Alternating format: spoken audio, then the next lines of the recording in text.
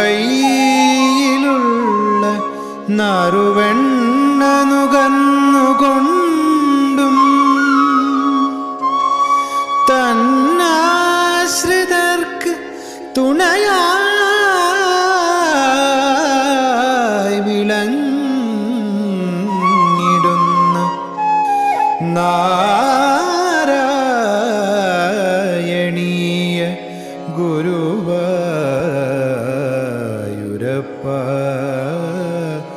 നമോ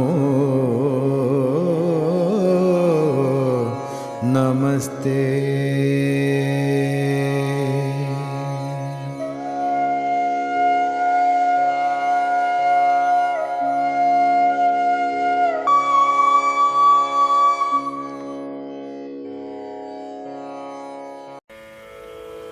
ഇനി രുക്മിണി ഭഗവാനിൽ അനുരാഗബദ്ധയായതും തന്റെ സന്ദേശം ഭഗവാന് അയക്കുന്നതുമായിട്ടുള്ള കാര്യമാണ് പറയുന്നത്. മൂന്നാമത്തെ ശ്ലോകം. അഥ വിദർഭ സുതാം ഖലു രുക്മിണീം പ്രണയിനീം ത്വയി ദേവ സഹോദരഃ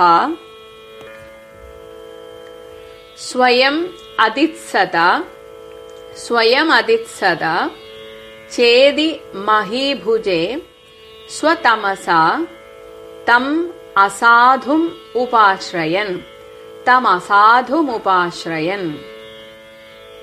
ഹേ ദേവ, അല്ലയോ ഗുരുവായൂരപ്പ, അധ അനന്തരം വിദർഭ സുതാം, വിദർഭ രാജാവായിട്ടുള്ള ഭീഷ്മകന്റെ പുത്രിയായിട്ടുള്ള ആ ഒരു രുക്മിണി, ത്വയി ഖലു അങ്ങയിലാകട്ടെ, പ്രണയിനിയും അനുരാഗബദ്ധയായിട്ട് അങ്ങനെയുള്ള ആ രുക്മിണിയെ സഹോദരഃ ജ്യേഷ്ഠനായിട്ടുള്ള രുക്മി, ഈ രുക്മിണിയുടെ ജ്യേഷ്ഠനായിട്ടുള്ള രുക്മി ശിശുപാലന്റെയൊക്കെ അടുത്ത സുഹൃത്തായിരുന്നു. അങ്ങനെ ചേതി മഹീഭുജേ, ചേതി രാജ്യത്തെ രാജാവാണ് ഈ ശിശുപാലൻ. ഈ ശിശുപാലൻ ഹിരണ്യകശിപുവിന്റെ മൂന്നാമത്തെ ജന്മമാണ് ഈ ശിശുപാലൻ. അപ്പൊ ഈ ശിശുപാലൻ ചേതി രാജാവാണ്, ഈ രുക്മിയുടെ അടുത്ത സുഹൃത്തുമാണ്. അപ്പൊ ഈ സഹോദരനായ രുക്മിക്ക് രുക്മിണിയെ ശിശുപാലന് കല്യാണം കഴിച്ചു കൊടുക്കണം എന്നാണ് ആഗ്രഹം. അപ്പൊ അങ്ങനെ ചേതി മഹീഭുജേ, ആ ശിശുപാല രാജാവിന് സ്വതമസ, ഈ സഹോദരൻ തന്റെ അജ്ഞാനത്താൽ, കാരണം രുക്മിണി മഹാലക്ഷ്മിയുടെ അവതാരമാണ്. അപ്പൊ മഹാലക്ഷ്മി മഹാവിഷ്ണുവിനോടല്ലാതെ ആരോടാണ് ചേരുക? അപ്പൊ അതുകൊണ്ടാണ് തന്റെ അജ്ഞാനത്താൽ അസാധു ദുഷ്ടനായിട്ടുള്ള, സാധു അല്ലാത്ത തം, ആ ഈ ശിശുപാലനോട് ഉപാശ്രയൻ കൂട്ടുകൂടിക്കൊണ്ട്, ആ ഒരു സുഹൃത് ബന്ധം നല്ലതല്ലാത്തത് കൊണ്ട് ഈ രുക്മിയുടെയും ആ ഒരു സ്വഭാവം അത്ര നല്ലതല്ലാതായി തീർന്നു. അതുകൊണ്ട് ആ ഒരു അജ്ഞാനത്താൽ തം ഉപാശ്രയൻ, ആ ശിശുപാലനോട് കൂട്ടുകൂടിക്കൊണ്ട് സ്വയം അതിത്സത, സ്വയം അങ്ങ് നിശ്ചയിച്ചു. രുക്മിണിയോടൊന്നും ചോദിക്കാതെ, തന്റെ അച്ഛനായിട്ടുള്ള രാജാവിനോട് പോലും ചോദിക്കാതെ സ്വയം അങ്ങ് തീരുമാനം എടുത്തു. അപ്പൊ ഈ രുക്മിണിയുടെ അച്ഛനമ്മമാർക്കും മറ്റു ബന്ധുക്കൾക്കും ഒക്കെ രുക്മിണി ഭഗവാനോട് ചേരണം എന്ന് തന്നെയാണ് ആഗ്രഹം. അപ്പൊ രുക്മിണി ഭഗവാനെ കുറിച്ച് അറിയാൻ കാരണം, പലപ്പോഴായിട്ട് ഈ കൊട്ടാരത്തിൽ വന്നുകൊണ്ടിരുന്ന നാരദ മഹർഷിയും മറ്റു മുനിമാരുമൊക്കെ ഭഗവാനെ കുറിച്ച് വാഴ്ത്തുന്നത് കേട്ടിട്ട് രുക്മിണിക്കും മാത്രമല്ല അവരുടെ ബന്ധുക്കൾക്കുമെല്ലാം രുക്മിണി ശ്രീകൃഷ്ണന് ചേർന്നവളായിരിക്കും എന്ന ഒരു ആഗ്രഹമുണ്ട്, ചിന്തയുണ്ട്. പക്ഷേ ധാർഷ്ട്യക്കാരനായിട്ടുള്ള ആ ജ്യേഷ്ഠനായ രുക്മി തന്റെ സുഹൃത്തായിട്ടുള്ള, ഇതേപോലെ തന്നെ അജ്ഞാനിയായിട്ടുള്ള ദുഷ്ടനായിട്ടുള്ള ആ ശിശുപാല രാജാവിന് കല്യാണം കഴിച്ചു കൊടുക്കുമെന്ന് സ്വയം അങ്ങ് തീരുമാനിച്ചു. അപ്പം മകന്റെ ആ ഒരു മർക്കട മുഷ്ടിക്ക് മുന്നിൽ അച്ഛന് പോലും ഒന്നും മിണ്ടാൻ സാധിക്കാതെയായി എന്നാണ് ഇവിടെ പറയുന്നത്. ഇവിടുത്തെ ആ നാലാമത്തെ വരിയില് സ്വതമസ തം അസാധു എന്നതിലെ തമസ എന്ന ഒരു വാക്ക് പെട്ടെന്ന് കാണുമ്പോൾ തമസ എന്ന് തോന്നും. പക്ഷെ ആദ്യത്തേത് തമസ എന്നത് അജ്ഞാനത്താൽ, മറ്റത് തം അസാധു എന്നുള്ളതില് തമസ ആണ് വരുന്നത്. അപ്പൊ അതാണ് പെട്ടെന്ന് നോക്കുമ്പോഴേ ഉള്ളൂ നമുക്ക് ഈ ഒരു ഒരേപോലെയാണോ എന്നുള്ള തോന്നല്. ശ്ലോകം 3. അധ വിദർഭസുതാം ഖലു രുക്മിണീം പ്രണയിനീം ത്വയി ദേവ സഹോദര സ്വയമതിൽ സദചേതി മഹീഭുജേ സ്വതമസ തമസാധുമുപാശ്രയൻ. ഹരിശരണം. എല്ലാ സജ്ജനങ്ങൾക്കും വിനീത നമസ്കാരം.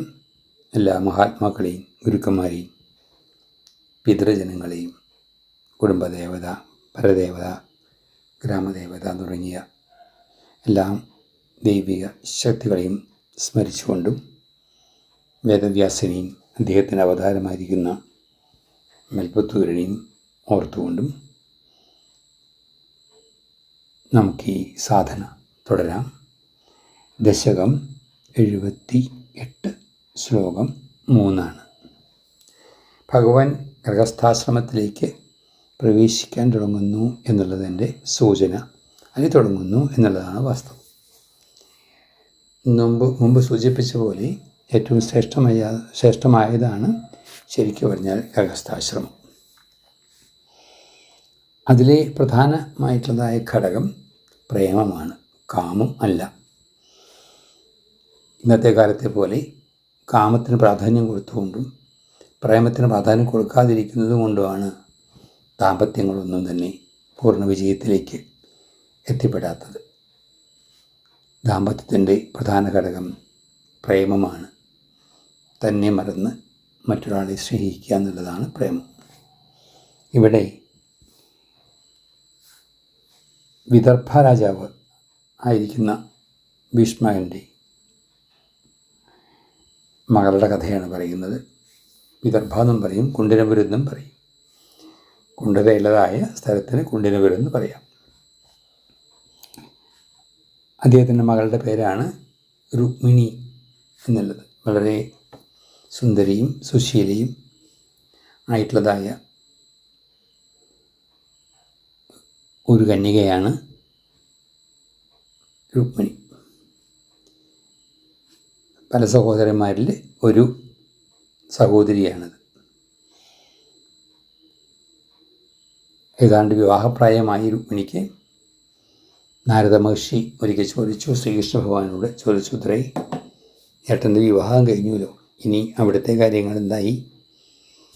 അപ്പോൾ ഭഗവാൻ പറഞ്ഞു, നാരദ, വേണ്ടാന്ന് വിചാരിച്ചിട്ടല്ല, പറ്റിയ ഒരാളെ കിട്ടണ്ടേ, ഇപ്പോഴത്തെ കാലത്തെ പോലെ തന്നെ വിചാരിക്കുക. അപ്പോൾ നാരദ മഹർഷി പറഞ്ഞു, ഇത്രേ അതിനവിടുന്ന് വിഷമിക്കണ്ട, പറ്റിയ ഒരാളെ മനസ്സിൽ കണ്ടുകൊണ്ടാണ് ഞാൻ പറയുന്നത്. വിദർഭ രാജ്യത്തിലെ രാജപുത്രിയായിരിക്കുന്നതായ രുക്മിണി ദേവി വളരെ ശ്രേഷ്ഠയായിട്ടുള്ള കന്യകയാണ്, അവിടത്തേക്ക് വളരെ യോജിച്ചതാണെന്നാണ് എനിക്ക് തോന്നുന്നത്. പോകാൻ പറഞ്ഞു. നാരദ മഹർഷിക്ക് അങ്ങനെ തോന്നുകയെന്ന് വെച്ചാൽ ആലോചിച്ചോളൂ എന്നുള്ള മട്ടായി.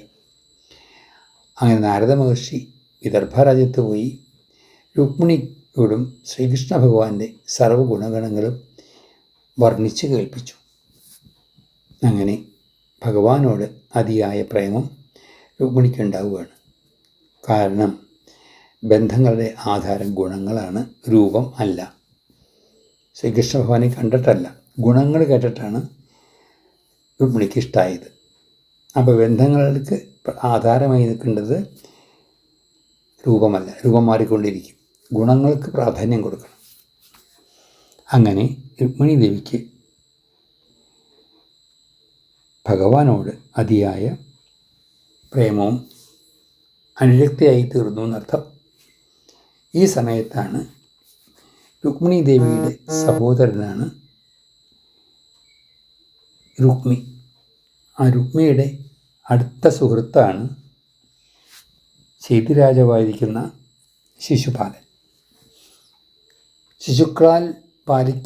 ശിശുക്കളെ പാലിക്കേണ്ട പോലെ പാലിക്കപ്പെടേണ്ടതായ അജ്ഞതയുടെ മൂർത്തിയായിരിക്കുന്നതായ ശിശുപാലൻ. അത് ശരിക്കു പറഞ്ഞാൽ വിഷ്ണുപാർഷദനായിരിക്കുന്ന ജയൻ്റെ അവതാരമാണ്, ശരിയാണ്. ആ ശിശുപാലൻ തമോഗുണപ്രധാനിയാണ്, രുക്മിയും തമോഗുണപ്രധാനിയാണ്. അപ്പോൾ അവരങ്ങനെ മറ്റേ സുരപാനമൊക്കെ ചെയ്ത് രസമായിട്ട് കൂടാറുണ്ടായിരിക്കാം. അങ്ങനെയാണല്ലോ തമോഗുണത്തിൽ വരുമ്പോൾ. ആ സമയത്താണ്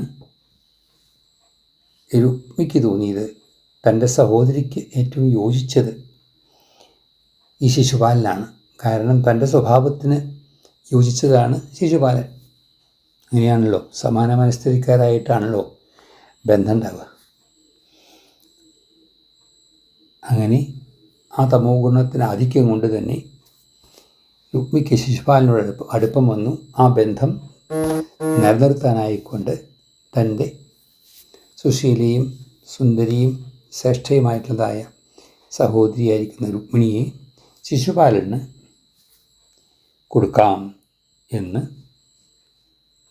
ആലോചിച്ചു, ആഗ്രഹിച്ചു. അതിനനുസരിച്ച് പ്രവർത്തിക്കാൻ തുടങ്ങി. ഈ സമയത്താണ് നാരദ മഹർഷി മുഖേന ശ്രീകൃഷ്ണ ഭഗവാന്റെ ഗുണഗണങ്ങൾ രുക്മിണി അറിയുന്നതും അങ്ങനെ രുക്മിണിക്ക് ഭഗവാനോട് അതിയായ അടുപ്പവും പ്രേമവും ഉണ്ടാകുന്നത്. പക്ഷേ രുക്മിണിയുടെ നിസ്സഹായാവസ്ഥയിലാണ് വാസ്തവത്തിൽ. പലപ്പോഴും നമ്മളും ഇത്തരം അവസ്ഥകളിലേക്ക് വന്ന് പെടാറുണ്ട്. പലതും നല്ലത് ചെയ്യണമെന്ന് വിചാരിക്കുമ്പോഴും അതിനുള്ളതായ സാഹചര്യം വരാതിരിക്കുക. പക്ഷെ അപ്പോഴൊക്കെ പ്രാർത്ഥിക്കുക നമ്മൾ. അപ്പോൾ സാഹചര്യങ്ങളെ നമുക്ക് അനുകൂലമാക്കി തീർക്കാൻ ഭഗവാൻ അനുഗ്രഹിക്കുകയും ചെയ്യും.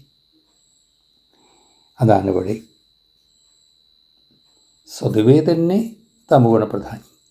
അതിൻ്റെ കൂട്ടത്തിൽ തമോഗുണപ്രധാനി ആയിരിക്കുന്ന ഒരാൾക്ക് തൻ്റെ സഹോദരിയെ കൊടുക്കുക എന്നത് അച്ഛനോടൊന്ന് ചോദിക്കുക, അല്ലെങ്കിൽ പ്രിയ സഹോദരിയായിരിക്കുന്ന രുക്മിണിയോടൊന്ന് ചോദിക്കുക. ഇതൊന്നും അഹങ്കാരിയും അജ്ഞാനിയുമായിരിക്കുന്നതായി രുക്മിക്ക് തോന്നിയില്ല അത്രേ. ഇതൊക്കെയാണല്ലോ അതിൻ്റെ ലക്ഷണം. ഇത്തരം കാര്യങ്ങളും സന്ദർഭങ്ങളും സാഹചര്യങ്ങളൊക്കെ ജീവിതത്തിലും വരാം. അപ്പോൾ നമ്മൾ അത് ഒഴിവാക്കാനായിട്ട് പ്രാർത്ഥിക്കുക. അതുപോലെ ധൈര്യത്തോടു കൂടിയിട്ട് അത്തരം സന്ദർഭങ്ങളെ ഒഴിവാക്കാനും ശ്രമിക്കുക. അതാണ് വേണ്ടത്.